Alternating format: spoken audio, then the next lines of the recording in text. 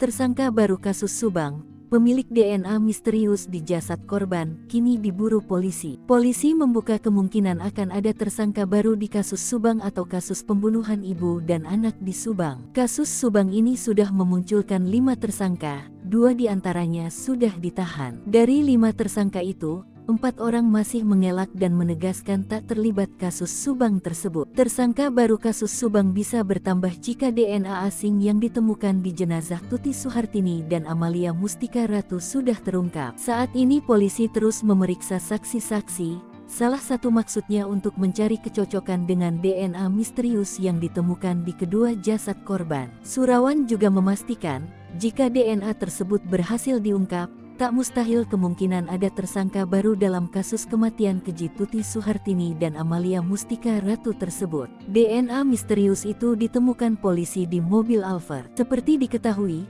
jenazah Tuti dan Amalia ditemukan ditumpuk di bagasi mobil Alphard yang diparkir di garasi rumah TKP di Jalan Cagak, Subang. Pembunuhan Tuti dan Amalia dilakukan tanggal 18 Agustus tahun 2021 silam.